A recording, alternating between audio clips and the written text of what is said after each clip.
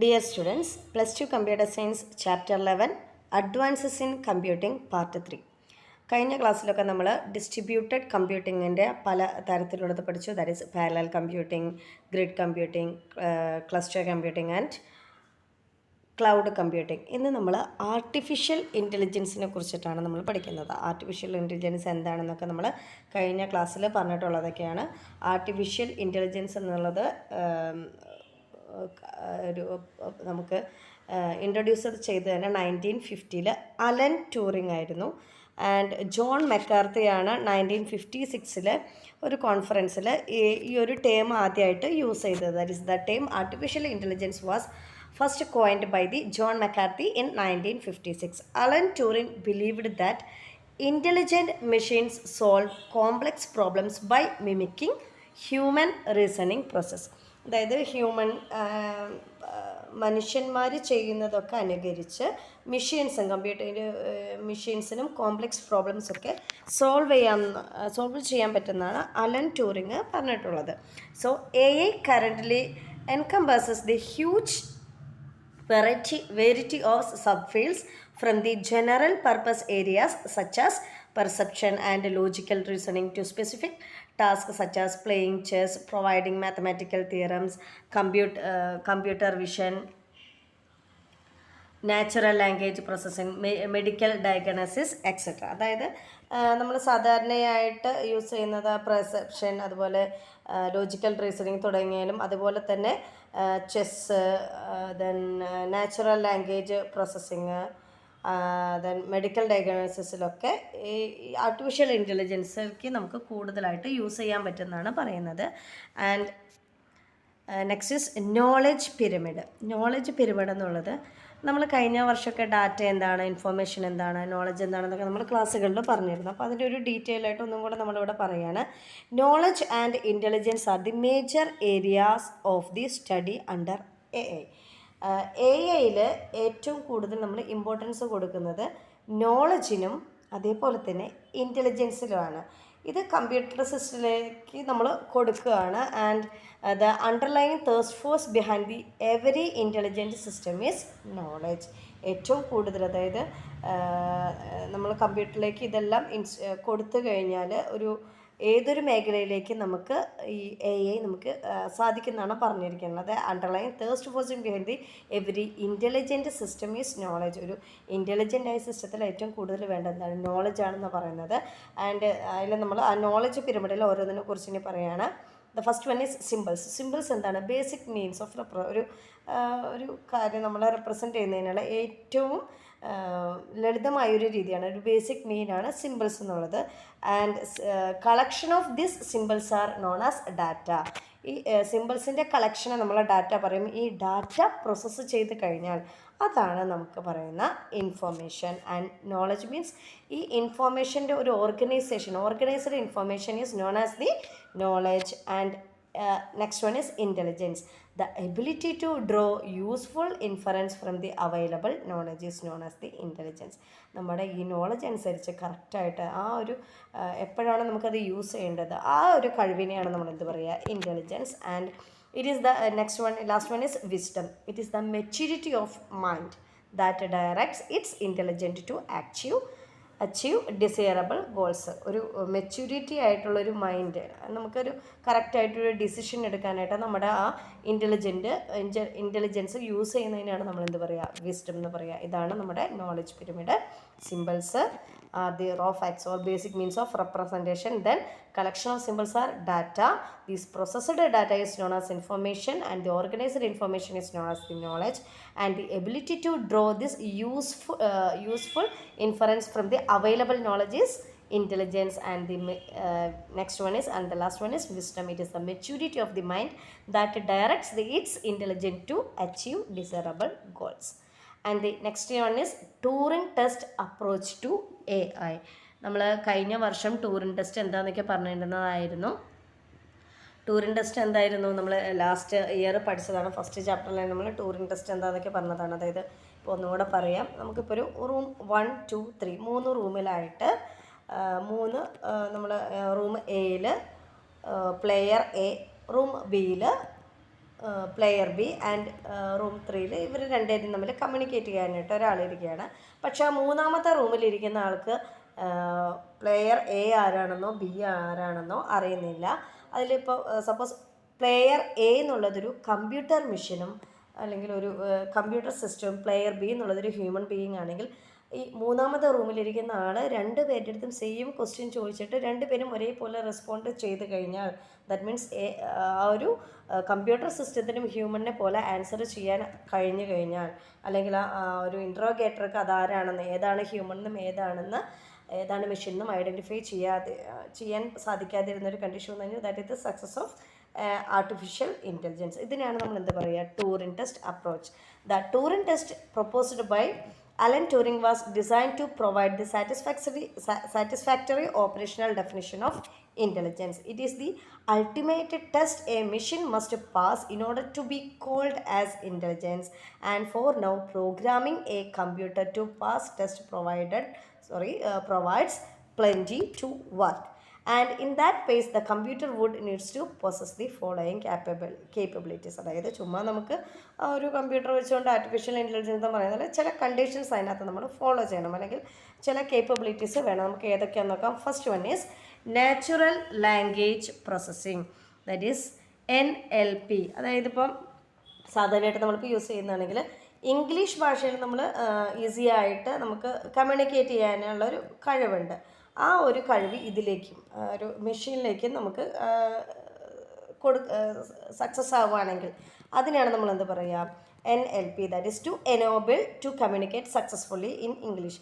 And അതുപോലെ തന്നെ automatic speech recognition and speech synthesis, machine translation, handwritten character recognition are some of the practical applications associated with NLP. അതായത് ഇങ്ങനെ ഓട്ടോമാറ്റിക്കായിട്ട് speech ഇപ്പോൾ മൊബൈൽസിലൊക്കെ നമ്മൾ കാണുന്നുണ്ട്. അതുപോലെ സ്പീച്ച് സിന്തസിസ്, മെഷീൻ ട്രാൻസ്ലേഷൻ, നമ്മുടെ ഹാൻഡ് റൈറ്റിങ് റിക്കഗ്നൈസ് ചെയ്യുക, ഇതൊക്കെ NLP ആയിട്ട് നമ്മൾ സാധാരണയായിട്ട് യൂസ് ചെയ്യാറുള്ള ടേംസാണ്. അതായത് ഒരാളുടെ നമ്മുടെ സ്വാഭാവികമായ ലാംഗ്വേജിൽ തന്നെ, നമ്മുടെ നാച്ചുറൽ ലാംഗ്വേജിൽ തന്നെ കമ്പ്യൂട്ടറുമായിട്ട് നമുക്ക് കമ്മ്യൂണിക്കേറ്റ് ചെയ്യാൻ സാധിക്കണം. അതാണ് NLP കൊണ്ട് നമ്മൾ ഉദ്ദേശിക്കുന്നത്. And the next one is knowledge representation. Knowledge representation ഇത്രയേ ഉള്ളൂ. To incorporate human knowledge before or during interrogation. അതായത് നമ്മുടെ ഒരു ചോദ്യം ചെയ്യലിന് മുമ്പോ അല്ലെങ്കിൽ അതിന് ശേഷമോ ഹ്യൂമൻ നോളജ് കൂടെ ഉൾപ്പെടുത്തുക, അതാണ് knowledge representation. And the next one is automated reasoning. അതായത് to use the knowledge to answer question and to draw new conclusion. അതായത് നമ്മൾ പുതിയതായിട്ട് നമ്മുടെ നോളജിൽ നിന്ന് നമുക്ക് ക്വസ്റ്റ്യൻസിന് ഉള്ള ആൻസർ കിട്ടാനായിട്ടും അതുപോലെ പുതിയതായിട്ടുള്ള കൺക്ലൂഷനിലേക്കൊക്കെ എത്താനുള്ളൊരു എബിലിറ്റിനെയാണ് നമ്മൾ എന്ത് പറയുക, ഓട്ടോമാറ്റഡ് റീസണിങ് എന്ന്. And next one is machine learning. Machine learning എന്താണ്, നമ്മളൊരു to adapt to new circumstances and to detect deduced patterns. അതായത് ഒരു പുതിയ സാഹചര്യത്തിലൊക്കെ നമുക്ക് പൊരുത്തപ്പെടാൻ അതുപോലെ പുതിയ മോഡൽസൊക്കെ കണ്ടെത്താനൊക്കെയുള്ളൊരു കഴിവിനെയാണ് നമ്മൾ എന്ത് പറയുക, machine learning. That means to adapt to new circumstances and to detect deduced patterns. And ഇത് ഈ 4 മാത്രമല്ലാതെ നമ്മൾ എക്സ്ട്രാ ആയിട്ട് പറയുന്നതാണ് ഈ ഒരു കാര്യങ്ങളും കൂടി, ഒരു 2 കാര്യങ്ങളും കൂടെ നമ്മൾ പറയുന്നുണ്ട്. That is the first one is computer vision. Computer vision means the capability to observe objects. If a machine to have capability of vision, it must also perform the activities like image acquisition and transformation, processing, analyzing, understanding and interpretation. ഇത്രയും കാര്യങ്ങൾ ചെയ്യണം. അതായത് നമുക്ക് ഒരെണ്ണത്തിന് observe ചെയ്യാനുള്ളൊരു കഴിവാണ് ഒരു computer vision എന്നുള്ളത്. അതായത് ഒരു മെഷീന് കാണാനുള്ളൊരു കഴിവുണ്ടാകണമെങ്കിൽ അതിന് നമുക്ക് എന്ത് ചെയ്യാൻ പറ്റും, ഇറ്റ് മസ്റ്റ് ഇമേജിനെ നമുക്ക് അക്യൂസ് ചെയ്യാനും അതുപോലെ ട്രാൻസ്ഫോം ചെയ്യാനും പ്രോസസ്സ് ചെയ്യാനും അനാലിസ് ചെയ്യാനും അണ്ടർസ്റ്റാൻഡ് ചെയ്യാനും അതായത് മനസ്സിലാക്കാനും അതിനൊരു ഇൻ്റർപ്രിട്ടേഷൻ കൊടുക്കാനൊക്കെ സാധിക്കും. അതാണ് computer vision. And the next one is Robotic activities. Robotic activities and that to make the robot a little smarter. Intelligence must be embedded in it to cope with the changing environment. Intelligent senses which can sense the environment and supply necessary signals for its intelligent control unit. അതായത് നമ്മളൊരു മെഷീനിലെ ചലിപ്പിക്കുക, അതായത് ഒന്ന് move ചെയ്യുക എന്നതാണ് ഇതുകൊണ്ട് ഉദ്ദേശിക്കുന്നത്. ഹ്യൂമണിൻ്റെ പോലെ തന്നെ, ഹ്യൂമൺ ഇപ്പോൾ എന്തൊക്കെ മൂവ്മെൻറ്റ് ചെയ്യുന്നുണ്ട് അതേപോലെ തന്നെ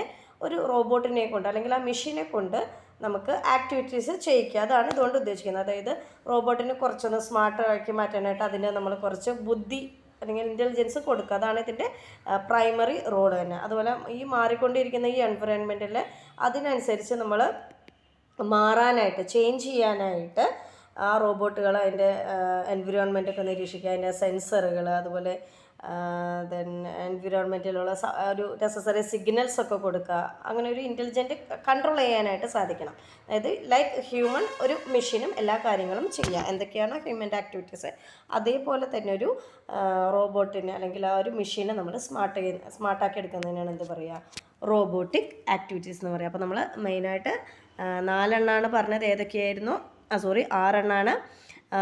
first one is NLP, that means natural language processing. English ഭാഷയിൽ തന്നെ നമുക്ക് സക്സസ് ആയിട്ട് കമ്മ്യൂണിക്കേറ്റ് ചെയ്യാൻ സാധിക്കണം. ദെൻ നോളജ് റെപ്രസെൻറ്റ് ചെയ്യണം, automated reasoning. Then machine learning, ഏതൊരു സാഹചര്യത്തിൽ നമുക്കത് മാനേജ് ചെയ്യാനായിട്ട് സാധിക്കണം. ആൻഡ് അഡീഷണൽ ആയിട്ട് 2 എണ്ണം കൂടെ പറഞ്ഞു. ഒന്ന് computer vision and next one is robotic activities. And examples ആണ് ഇതിനുള്ള. നമ്മളിപ്പോൾ ബയോളജിക്കലി ആയാലും എന്തായാലും നമ്മളിതൊക്കെ യൂസ് ചെയ്യുന്നുണ്ട്. സോ ആർട്ടിഫിഷ്യൽ ന്യൂറൽ നെറ്റ്വർക്ക്സ്, ഇതിൻ്റെ ഫുൾ ഫോമൊക്കെ ചോദിക്കുന്നത് ANN എന്താണെന്ന് പറഞ്ഞിട്ട് അതിൻ്റെ എക്സ്പാൻഡ് ചെയ്യാനൊക്കെ ചോദിക്കാറുണ്ട്, എക്സാമിന് ചോദിച്ച് കാണാറുണ്ട്. അപ്പോൾ ANN means artificial neural networks. And next one is evolutionary computation and swarm intelligence and fuzzy logic. ഇതൊക്കെയാണ് സാധാരണയായിട്ട് ഇൻ്റലിജൻസ് അൽഗോരിതമായിട്ട് നമ്മൾ യൂസ് ചെയ്യുന്നത്. എക്സാമ്പിൾസ് ആണ് examples for some intelligent algorithms. And next topic is computational intelligence. അതായത് നമ്മൾ പണ്ടുകാലം തുടങ്ങിയ പലതരം ജോലികൾക്കായിട്ട് യന്ത്രങ്ങളെ നമ്മൾ ഡിപ്പെൻഡ് ചെയ്യാറുണ്ട്. അപ്പോൾ അതിനെക്കുറിച്ച് തന്നെയാണ് കമ്പ്യൂട്ടേഷണൽ ഇൻ്റലിജൻസ് ചെയ്യുന്നത്. അതായത് ചെയ്യേണ്ട ജോലിക്ക് അനുസരിച്ച് നമ്മൾ മെഷീൻസിനെ നമ്മൾ ഓപ്റ്റ് ചെയ്യും. ഇന്നൊരു ഇതിന് വേണ്ടിയിട്ട്, ഒരു കാര്യത്തിനായിട്ട് ഒരു മെഷീൻ, അല്ലെങ്കിൽ വേറൊരു കാര്യം ചെയ്യുന്നതിന് വേറൊരു മെഷീൻ, അങ്ങനെയാണ് നമ്മൾ ചെയ്തുകൊണ്ടിരുന്നത്. പക്ഷേ കമ്പ്യൂട്ടറുകൾ കണ്ടുപിടിച്ചതിനോടുകൂടി കൂടുതൽ സമയം എടുക്കുന്നതും അതുപോലെ തെറ്റുകൾ വരുത്താനുള്ള സാധ്യതയൊക്കെ നമ്മൾ എന്ത് ചെയ്തു, ധാരാളമായിട്ട് കുറച്ചു. അപ്പോൾ കമ്പ്യൂട്ടറുകൾ കണ്ടുപിടുത്തതോടെ നമുക്ക് ടൈമും സേവ് ചെയ്യാൻ പറ്റി, അതുപോലെ എറർ വരാൻ അല്ലെങ്കിൽ ഫോൾട്ട് കുറഞ്ഞു. അതിന് ശേഷം നമ്മൾ കമ്പ്യൂട്ടറുടെ എങ്ങനെയൊക്കെ നമുക്ക് മെഷീനിലേക്ക് കമ്പ്യൂട്ടർ കൊണ്ട് നമുക്ക് ചെയ്യാനാകും എന്നതൊക്കെ ചിന്തിച്ചു തുടങ്ങി. അങ്ങനെയാണ് അലൻ ട്യൂറിങ് ഇങ്ങനെയൊരു കമ്പ്യൂട്ടേഷണൽ ഇൻ്റലിജൻസ് അല്ലെങ്കിൽ ആർട്ടിഫിഷ്യൽ ഇൻ്റലിജൻസ് എന്നൊക്കെയുള്ളൊരു മേഖലയിലേക്ക് എത്തിച്ചേർന്നത്. And computational intelligence means it includes the elements of learning, adaptation, evolution, fuzzy linguistic to create programs that are in some sense intelligence. അതായത് എങ്ങനെയൊക്കെ നമുക്ക് മാറ്റങ്ങൾ വരുത്താം ഈ ഒരു ഇതിനോട് കൂടി. ദാറ്റ് മീൻസ് നമുക്ക് ഹാൻഡ് റൈറ്റിംഗ് ആയാലും എങ്ങനെ നമ്മൾ ഹാൻഡ് റിട്ടൺ ആയിട്ട് എങ്ങനെ ഇൻപുട്സ് കൊടുക്കാൻ പറ്റും, അല്ലെങ്കിൽ സ്മാർട്ട് വെപ്പൺസ് യൂസ് ചെയ്യുക, ഇതൊക്കെയാണ് നമ്മൾ യൂസ് ചെയ്യുന്നത്. അതുപോലെ കമ്പ്യൂട്ടേഷണൽ ഇൻ്റലിജൻസ് എന്ന അതിലൂടെ നമുക്ക് ഈ ഇവല്യൂഷണറി സിസ്റ്റം ആയാലും ദെൻ ഫസി ലിംഗ്വിസ്റ്റിക് ഒക്കെ നമ്മൾ ഇൻക്ലൂഡ് ചെയ്ത് തുടങ്ങി. And CI experts focus on the problem that are difficult to solve using artificial system but are solved by human and some animals using intelligence. അതായത് CI computation intelligence എങ്ങനെ ഡിഫിക്കൽട്ടായ problems എങ്ങനെ solve ചെയ്യാം, artificial system use ചെയ്ത് എങ്ങനെ solve ചെയ്യാം. And that are solved by the human and some animals are also solve the complex system by using their intelligence. And next ഒരു ടോപ്പിക്കാണ് cybernetics. Cybernetics എന്ന് വെച്ച് കഴിഞ്ഞാൽ it is the study of control and communication between man and machine. മാനിനെയും മെഷീനൊക്കെ control ചെയ്യാൻ, communication ചെയ്യാൻ ആ ഒരു സ്റ്റഡിയാണ് എന്ത് പറഞ്ഞത്, സൈബർനെറ്റിക്സ്.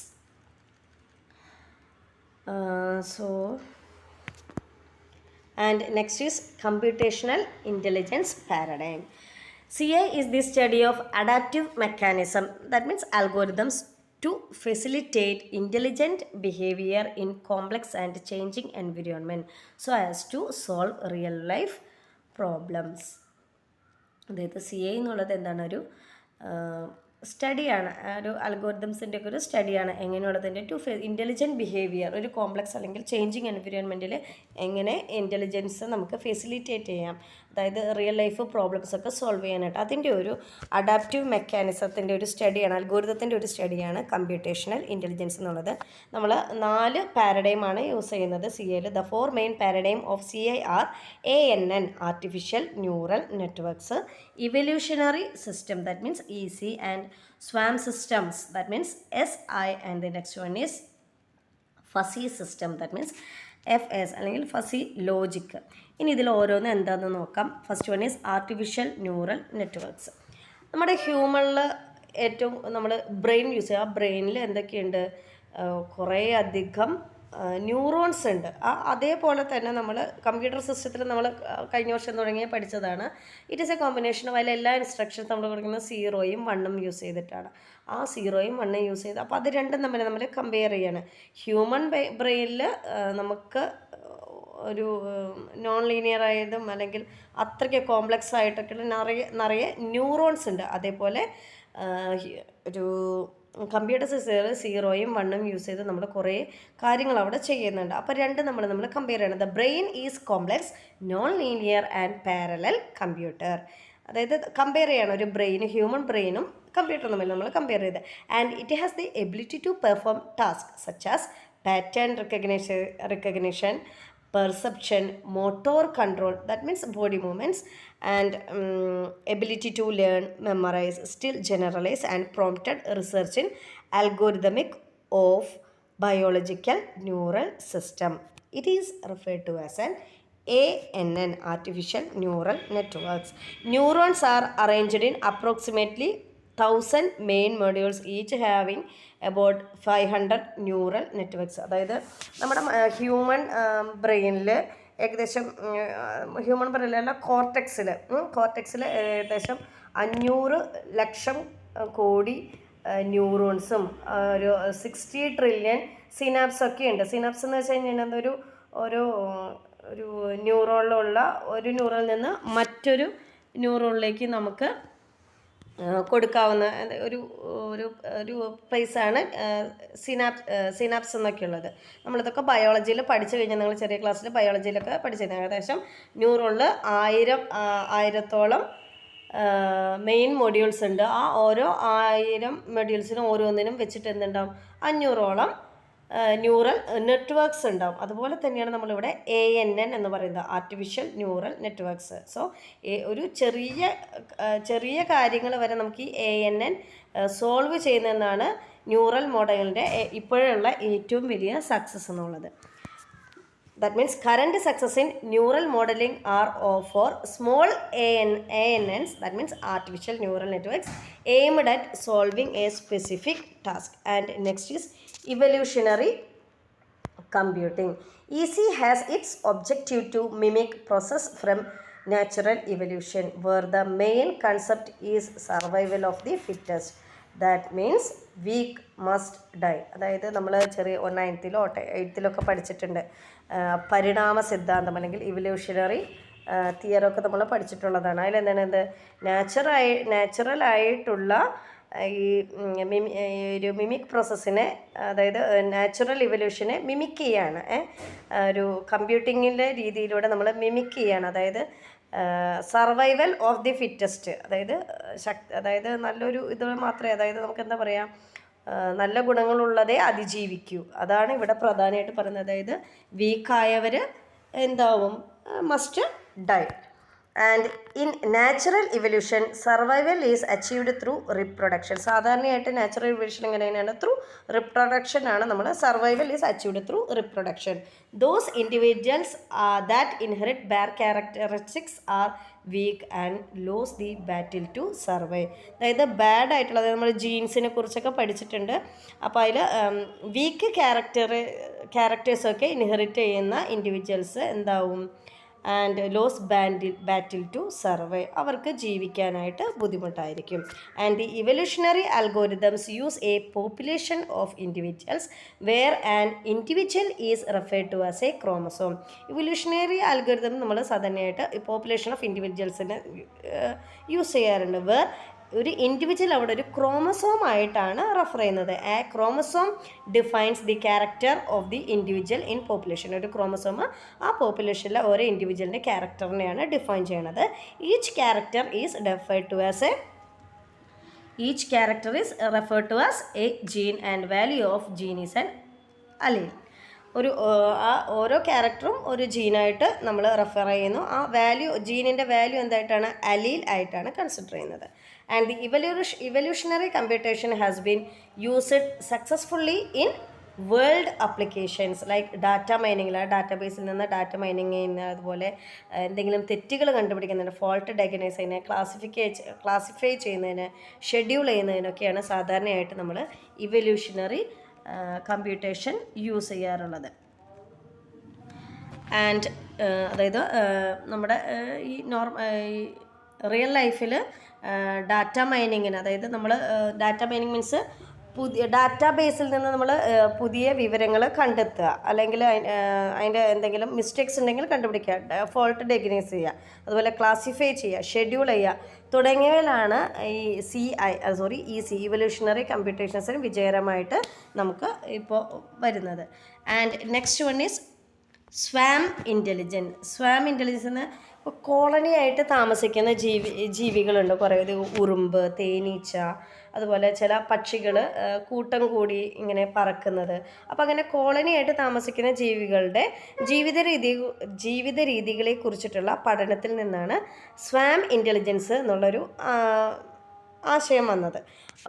അപ്പോൾ ജീവികളുടെ ഈ ഒരു essay is originated from the study of colonies or swarms of social organisms. Study of social behavior of organisms in swarms promoted the design of very efficient algorithm. അതായത് ഇപ്പോൾ നമ്മൾ പറഞ്ഞു കോളനി ആയിട്ട് ജീവിക്കുന്ന ആ ജീവികളുടെ ജീവിത രീതികളെക്കുറിച്ചുള്ള ഒരു സ്റ്റഡിയാണ് സ്വാം ഇൻ്റലിജൻസിൽ നിന്ന് വന്നത് നമുക്ക്. അതായത് ആ സോഷ്യൽ ബിഹേവിയറിൻ്റെ സ്റ്റഡീസ് വളരെ നമുക്ക് ഈ അൽഗോരിതംസ്, ഈ സ്വാം അൽഗോരിതംസ് നമുക്ക് ക്രിയേറ്റ് ചെയ്യാനായിട്ട് അല്ലെങ്കിൽ ഡിസൈൻ ചെയ്യാനായിട്ട് നമുക്ക് ഭയങ്കര ഈ സ്റ്റഡിയാണ് നമ്മളെ ഹെൽപ്പ് ചെയ്ത് പ്രോംപ്റ്റ് ചെയ്യുന്നത്. ഈ social ബിഹേവിയറാണ്. Examples: choreography of bird flocks led to the design of particle swarm optimization algorithm. അതായത് ഇപ്പോൾ ആകാശത്ത് കൂട്ടായിട്ട് പറക്കുന്ന പക്ഷികളുണ്ട്. അവർ എങ്ങനെയൊക്കെയാണ് നമുക്കത് ഒന്നും എക്സ്പെക്റ്റ് ചെയ്യാൻ പറ്റില്ല. അതുപോലെ ഉള്ളൊരു ഇതാണ് ആ ഒരു ചലനശേഷി, ആ ഒരു മൂവ്മെൻറ്റ്, അതിനെയാണ് നമ്മൾ ഇതൊരു എക്സാമ്പിളായിട്ട് പറയുന്നത്. Choreography of bird flocks led to the design of particle swarm intelligence. And next one is foraging behavior of ants resulted in ant colony optimization algorithm. അതായത് ഭക്ഷണ സാധനങ്ങളൊക്കെ തേടിയിട്ട് ഉറുമ്പുകളുടെ ഒരു മൂവ്മെൻ്റ് ഉണ്ട്. അതാണ് ആൻഡ് കോളനി ഒപ്റ്റിമൈസേഷൻ അൽഗോരിതത്തിനൊക്കെ ആ രീതിയിലേക്ക് എത്തിയത്. അപ്പോൾ ബേഡിൻ്റെ എവിടെ എത്തി? പാർട്ടിക്കിൾ സ്വാം ഒപ്റ്റിമൈസേഷൻ അൽഗോരിതത്തിൽ. അതുപോലെ ഉറുമ്പുകളുടെ ഭക്ഷണം തേടിയുള്ള ആ ഒരു മൂവ്മെൻറ്റിന് എന്ത് വന്നു? Resulted in ant colony optimization അൽഗോരിതത്തിൽ. And the next one is fuzzy system. സാധാരണയായിട്ട് നമ്മൾ പറഞ്ഞു സെറ്റ് തിയറിയിലൊക്കെ നമ്മൾ ഒരു സെറ്റിൽ ഒരു എലമെൻ്റ് ആ സെറ്റിൽ ഉണ്ടോ ഇല്ലയോ എന്നൊക്കെ നമ്മൾ ചെയ്യുന്നത് എങ്ങനെയാണ്? പരമാവധി നമ്മൾ സാധാരണയായിട്ട് സെറ്റ് തിയറിയിൽ അതിലെ എലമെൻറ്റ്സ് ഒരു സെറ്റിൽ ഉണ്ടോ ഇല്ലേ എന്നുള്ളൊരു അങ്ങനെയാണ് നമ്മൾ കൺക്ലൂഡ് ചെയ്യുന്നത്. അതുപോലെ ബൈനറിയിൽ എങ്ങനെയാണ്? നമ്മൾ 2 വാല്യൂസാണ് യൂസ് ചെയ്യുന്നത്, 0 അല്ലെങ്കിൽ 1. ആ 0 means that means yes or no, അല്ലെങ്കിൽ ഓൺ ഓർ ഓഫ്, അതും അല്ലെങ്കിൽ എന്താ ട്രൂ ഓർ ഫാൾസ്. അപ്പോൾ അതേപോലുള്ളൊരു സിസ്റ്റമാണ് ഫസി ലോജിക്ക്. ഫോർ എക്സാമ്പിൾ ഇപ്പോൾ നമ്മളൊരു മെഷീൻ യൂസ് ചെയ്തിട്ട് ഇപ്പോൾ നമുക്ക് ഓൺ ഓർ ഓഫ് ആ 2 കണ്ടീഷനുണ്ട്. പക്ഷേ ആ ഓണിൻ്റെയും ഓഫിൻ്റെ ഇടയിൽ നമുക്ക് പല കാര്യങ്ങളും ചെയ്യാനായിട്ട് സാധിക്കും. അതായത് fuzzy logic allows reasoning with uncertain facts to infer new facts with a degree of certainty associated with each fact. Fuzzy set and logic allows the modeling of common sense. Fuzzy system has been applied to control gear transmission and ranking system in vehicle, controlling lifts, home appliances, controlling traffic signals, etc. ഇപ്പം നമ്മൾ home അപ്ലയൻസിൽ തന്നെ ഓണും ഓഫിൻ്റെ ഇടയിൽ തന്നെ പല കാര്യങ്ങളും, for example ഇപ്പോൾ ഒരു machine mixie എടുത്തു കഴിഞ്ഞാൽ അല്ല ഓണും ഓഫും മാത്രമല്ല നടക്കുക, അതിൻ്റെ ഇടയിൽ സ്പീഡ് കൂട്ടാം കുറയ്ക്കാം പലതരത്തിൽ നടത്തുന്നുണ്ട്. അതുപോലെയുള്ള ഇപ്പോൾ ഫസി ലോജിക്ക് അപ്ലൈ ചെയ്തിട്ടുള്ള നിറയെ മെഷീൻസ് ഉണ്ട്. അങ്ങനെയുള്ളതിനാണ് നമ്മൾ എന്ത് പറയുക, ഫസി സിസ്റ്റം. ഇപ്പോൾ ലിഫ്റ്റ് കൺട്രോൾ ചെയ്യുക, അല്ലെങ്കിൽ ഗിയർ ട്രാൻസ്മിഷൻ, അതുപോലെ ട്രാഫിക് സിഗ്നൽസ് കൺട്രോൾ ചെയ്യുക, ഇതൊക്കെ ഇതിന് എക്സാമ്പിളാണ്. നമ്മൾ ഗിയർ ട്രാൻസ്മിഷൻ, റാക്കിംഗ് മെത്തേഡ്സ്, അതുപോലെ റാക്കിംഗ് മെത്തേഡ്സ് ഉള്ള, അതായത് റാക്കിംഗ് മെത്തേഡ്സിൻ്റെ കൺട്രോളിങ്, ലിഫ്റ്റ് കൺട്രോൾ ചെയ്യുക, അതുപോലെ ഹോം അപ്ലയൻസസ്, ട്രാഫിക് സിഗ്നൽസ്, ഈ മേഖലയിലൊക്കെ ഫസി സിസ്റ്റം നമ്മളിപ്പോൾ ചെയ്യുന്നുണ്ട്.